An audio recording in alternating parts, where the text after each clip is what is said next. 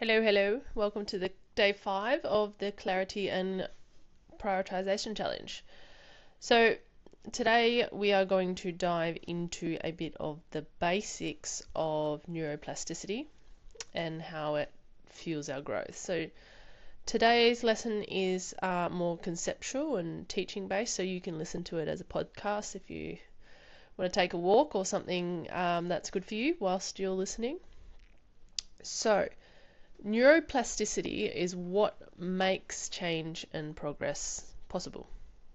It's the brain's ability to form and recognize synaptic connections, and understanding this concept will help you recognize that growth isn't limited by your past or even your current circumstances. You have the power to reshape your brain and create new habits and pathways. You set yourself up for lasting change.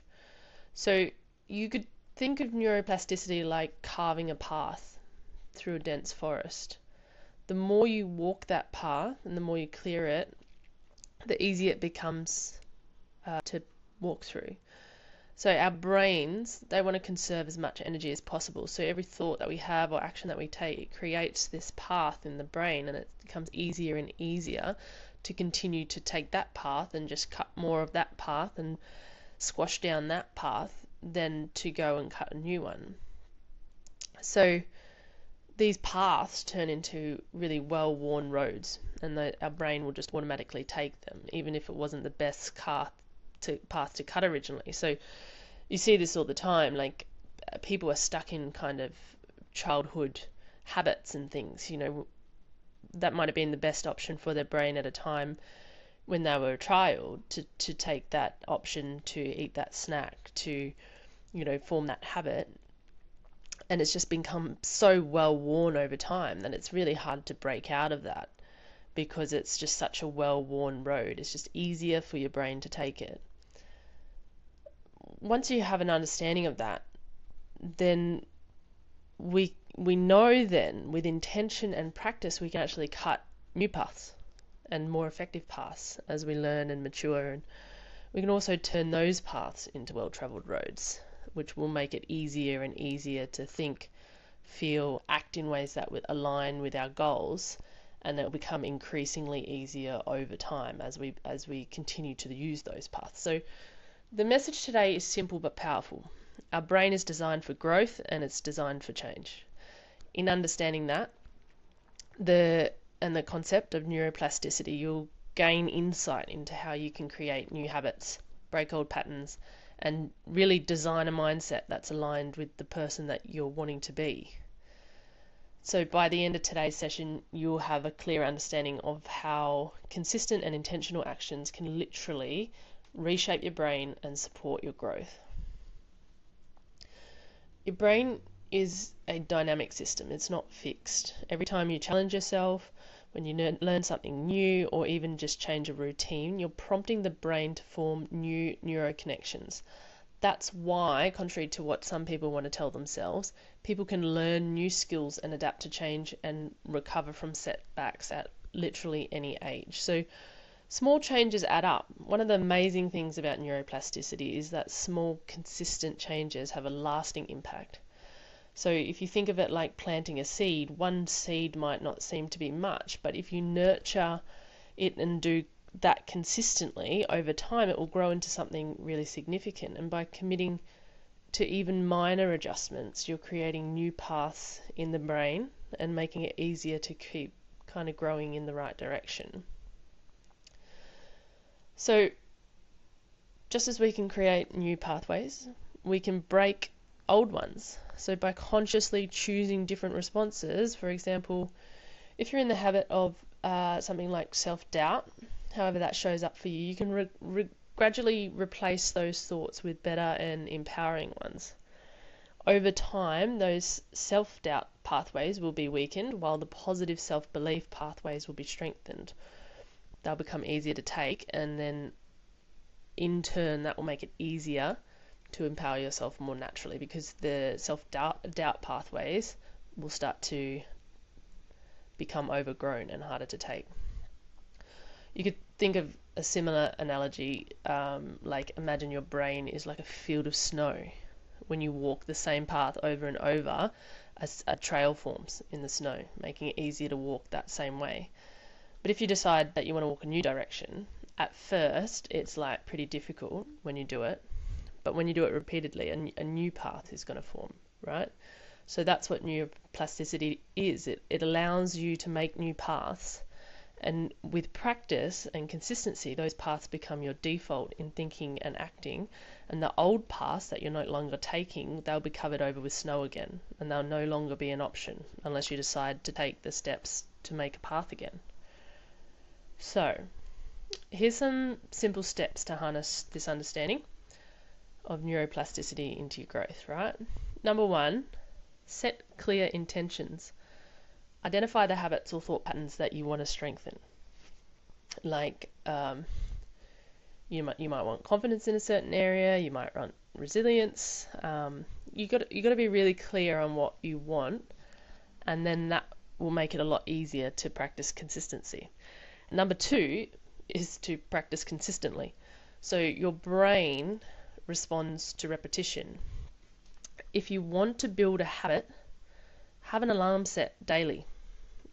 Set it the daily. Like even a disruption to your normal functioning and having to think about it, that's enough to start creating a new pathway. Obviously, you're going to have to do more than just interrupt your day and think about it eventually, but just setting your alarm for now, having that break and going, oh yeah, I'm creating a new habit, that's way better than doing nothing. Just start with anything. Just starting is taking a little step in the snow. Number three is you'll have to stay patient and stay flexible. So change doesn't happen overnight. We all know that. Rewiring your brain, you're carving and strengthening those new paths. You need to be patient with yourself, and you remember that every effort, no matter how small, contributes to lasting growth. So even if you miss a day or two or even a week, it's not all lost. There may be some snow that's covered up your path a little bit, but it hasn't completely disappeared. So get back into it. It'll be much quicker than when you first started carving a new path. Like even if you think, like if it dumps down with snow, right, it's still going to be easier to clear that path, even though it might look the same as the rest of it, because that's going to be new, fresh snow, and you can move that easily, whereas all the older, compact snow is going to be harder to move. So just because you've missed it or fallen out of routine, it doesn't mean that it's going to be exactly the same amount of hard to get back into. So don't let yourself fall into the trap of going, oh, I've missed it, so I'll just leave it and I'll start again, in the new year. just get back onto it. When you can, get back onto the routine.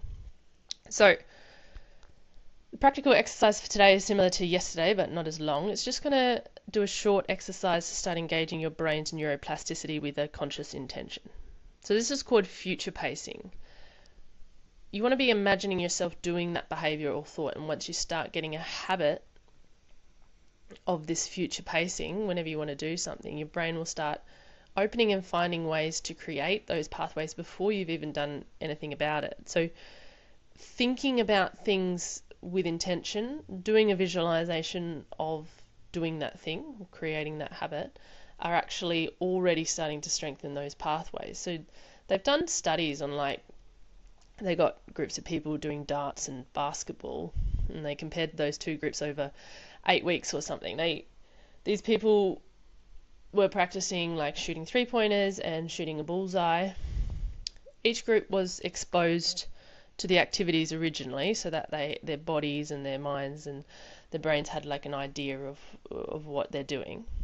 So they had a real world understanding of what the task was. And then they had one study group do normal training to train for those things, and the other study group just went home and practiced visualizing. And after they didn't touch a basketball or a dart.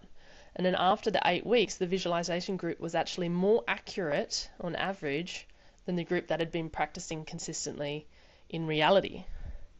And so that's interesting, because the practice group, they were starting from the ability that they were at the start, and some of them were starting to create not so useful pathways based on their current skill level.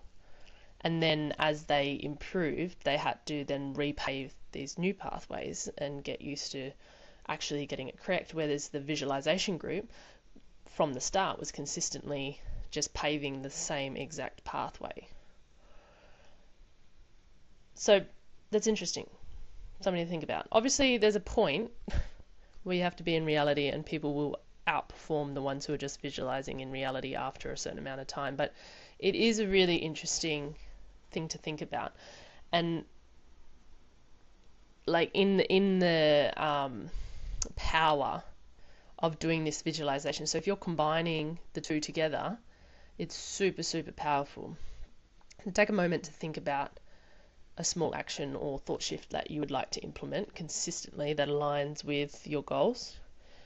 It could be as simple as replacing negative self-talk with something more productive.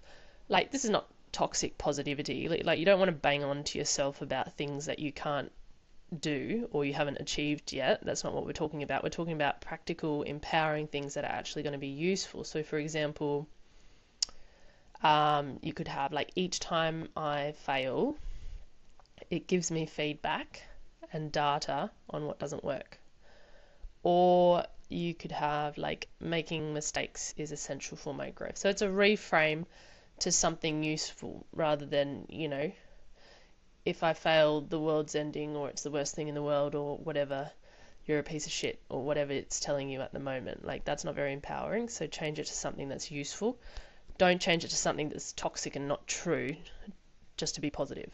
Or, you know, if it's not thoughts or anything, you could be practicing a habit in your head, like drinking a couple of glasses of water as soon as you wake up. So knowing that each repetition strengthens the pathway in your brain, the more you visualize it, the more you allow your brain to walk that path, you can commit to practicing that small change as much as you can. Each repetition strengthens it. Visualize this new habit as a path you're carving out in the snow, as a path that will get clearer and easier to walk every day, practicing it in your mind, waking up, taking the drink of water. Do that as a visualization when you're like having a break from work or sitting on the toilet or wherever. Like, find small moments to help yourself get what you want. Obviously, couple that with getting up in the morning and drinking water, but you can add extra reps and like hack your time by just sitting there thinking about it. It's pretty wild. So I hope that all gave you a little bit more clarity on how change is backed by neuroscience, and you can take that understanding of neuroplasticity and it can remind us that growth is always possible. You're not an old dog that can't learn new tricks. Every thought, action, and intention helps us shape the person that we're becoming. What you focus on, your brain will find. So make sure it's what you're focusing on has an intention and has a positive purpose for you. In practicing small, consistent changes, you're literally training your brain towards your goals and your values. So remember, it doesn't happen in a day, but every step you take is building momentum. Keep practicing those small actions, trust the process, and know that you have the power to shape your brain and shape your entire future. So if you're comfortable, I'd love you to share like a small action or commitment in our group. What thought shift will you focus on consistently for this week and the weeks coming? It's a great way for you to stay accountable and inspire each other. That's going to be continuing momentum and supporting each other's growth. So pop that down if you're comfortable. Otherwise, I will see you tomorrow in the last couple of days for this challenge.